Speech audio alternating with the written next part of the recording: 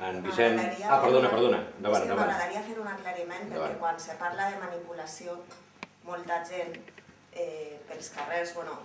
Jo porto 16 anys i pico treballant en Canal 9 i no ha sigut una faena fàcil en moltes ocasions, perquè en la Madalena, en el pregó, en molts llocs on hem anat, ens han cantat allò de Canal 9, en fi. Canal 9,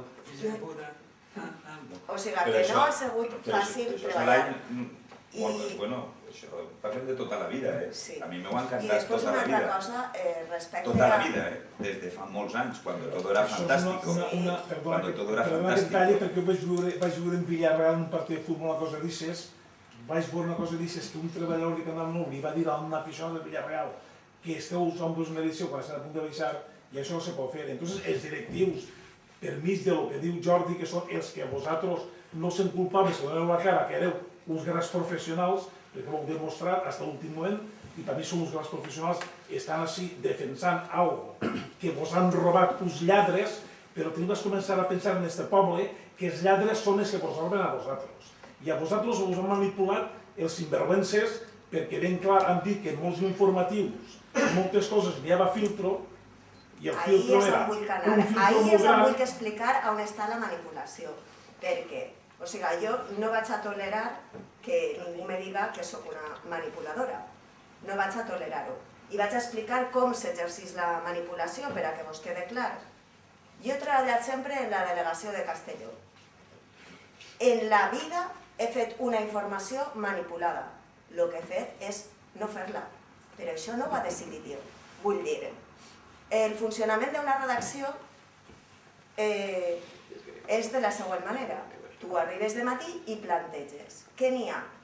N'hi ha un aeroport, n'hi ha un juí de Fabra, n'hi ha una festa de la carxofa i n'hi ha una nevada. Aquesta la carxofa tots. Exacte. I entonces jo vaig a la festa de la carxofa i faig el minut de televisió més digne de la festa de la carxofa.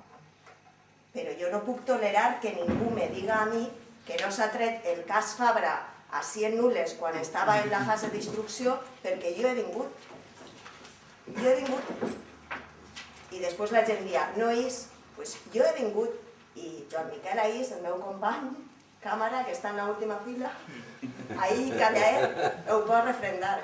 Entonces, en este sentit s'exerceix la manipulació. En quant a les víctimes del metro, cap redactor, cap periodista de Canal 9 i cap càmera va anar en contra d'eixos familiars, perquè jo tinc companys meus que estaven designats exclusivament per a la visita del papa i no van anar mai a la visita del papa, perquè van estar 3 dies sense dormir al costat de les vies del tren.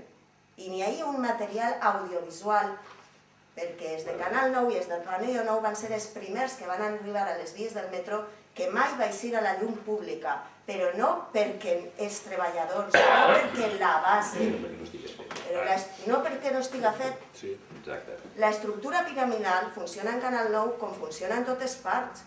O sigui, jo dic, això és el que n'hi ha. I d'esta manera s'exerceix la manipulació. Entonces, ho volia explicar perquè molta gent pensa que nosaltres editorialitzem en cada minut o ràdio de televisió. I no estem editorialitzant, estem fent en el minut que cada un té assignat la feina el més dignament possible. I hem fet coses molt importants. Per exemple, l'accident de Torreblanca, que van morir tantes víctimes com en el del metro, i el van tindre així al costat. I això ho va donar Canal 9. I Radio 9. I l'accident de Todolella, vos recordeu? Els 10-9 morts ahir. Coses molt brutals. I sí que han fet servici públic. Sí que han fet servici públic. Com us han deixat, no? D'esta manera que t'estic dient, les coses importants s'han donat. Sí, no, però